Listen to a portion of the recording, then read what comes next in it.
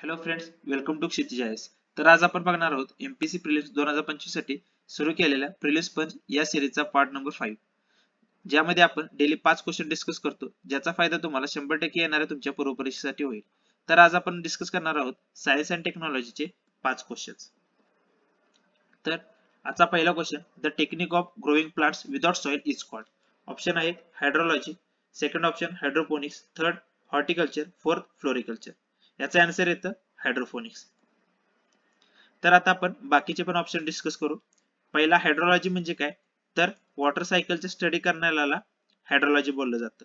Horticulture म्हणजे vegetables plus fruits plus ornamental plants यांचं cultivation करणं याला हॉर्टिकल्चर म्हटलं जातं. आणि फ्लोरिकल्चर म्हणजे कल्टिवेशन ऑफ द फ्लावर्स, ह्याला फ्लोरिकल्चर बोललं जातं.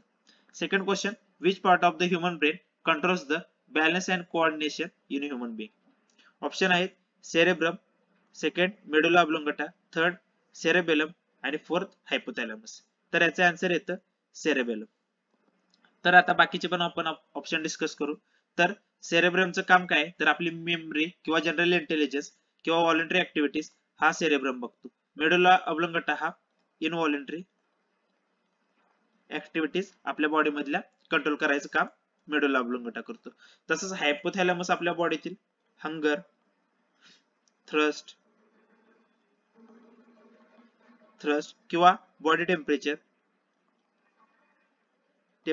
या सगळ्या गोष्टी हायपोथॅलॅमस कंट्रोल करतो. Third question, which planet in the solar system has the largest number of the moons. Option आहेत अर्थ, मार्स, ज्युपिटर आणि सॅटर्न. तर याचा आन्सर करेक्ट आन्सर येतं सॅटर्न. आता बाकीच्यांचे पण किती काय मून आहेत ते आपण बघून घेऊ. तर अर्थला आपल्याला माहितीये की फक्त एकच मून आहे. मार्सला 2 मून आहेत. ज्युपिटरला जवळपास 95 प्लस मून्स आहेत आणि सॅटर्नला 145 मून्स आहेत. आता यात लक्षात ठेवण्यासारखं म्हणजे जे मार्सचे 2 मून आहेत त्यांची नावं लक्षात ठेवणं फायद्याचं ठरेल. ज्याचं नाव आहे प्रोबोस आणि डायमोस, ही त्यांची 2 नाव आहेत. आणि सॅटर्नचा जो लार्जेस्ट मून आहे त्याचं नाव येतं टायटन, ही पण लक्षात ठेवण्यासारखी गोष्ट आहे.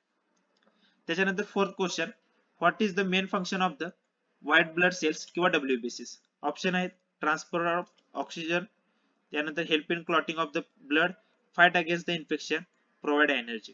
तर याचं करेक्ट आन्सर येतं फाइट अगेन्स्ट द इन्फेक्शन. आता हे डब्ल्यूबीसी चे टाइप्स आहेत, हे तुम्ही व्हिडिओ स्टॉप करून वाचून घ्या. आता ह्याचा आन्सर सी झालं. आता बाकीचे पण आपण ऑप्शन बघू. ट्रान्सफर ऑफ ऑक्सिजन काम करायचं हे आरबीसी चं काम आहे. Red blood cells oxygen transport करायचं काम करतात. तुम्हाला हिमोग्लोबिन रिलेटेड माहिती असेल तर ते इथं उपयोगी येतं. त्यानंतर help in clotting of the blood clot करायचं मेन काम आहे प्लेटलेट्सचं. आणि प्रोव्हाइड एनर्जी, आता एनर्जी आपल्याला ही फूड प्लस एनर्जी तयार कोण करतं, तर मायटोकॉन्ड्रिया. आता ह्याच्यामध्ये डब्ल्यूबीसी चा काही रोल नाही. ठीक आहे. आता fourth question, which part of the cell is called the power house. Power house म्हणजे काय, पॉवर हाऊस आपण कशाला म्हणतो, जो पॉवर तयार करतो त्याला आपण पॉवर हाऊस बोललं जातं. तर याचा ऑप्शन बघू, न्यूक्लियस, रायबोसोम, मायटोकॉन्ड्रिया आणि गोल्गी ॲपॅरेटस. तर याचा आन्सर येतं मायटोकॉन्ड्रिया. आता हे सेलचे डायग्राम आहेत, ह्याच्यातलं बेसिक आपल्याला माहिती पाहिजे.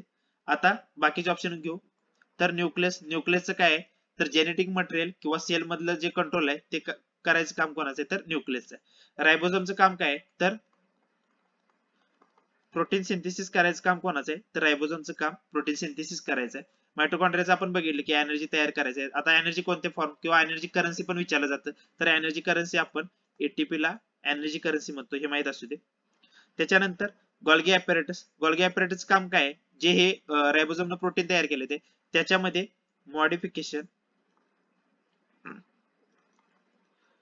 मॉडिफिकेशन प्लस त्याचं पॅकेजिंग, हे काम कोणाचं आहे, तर गोल्गी ॲपॅरेटसचं आहे. ठीक आहे. तर हे झाले आजचे 5 प्रश्न.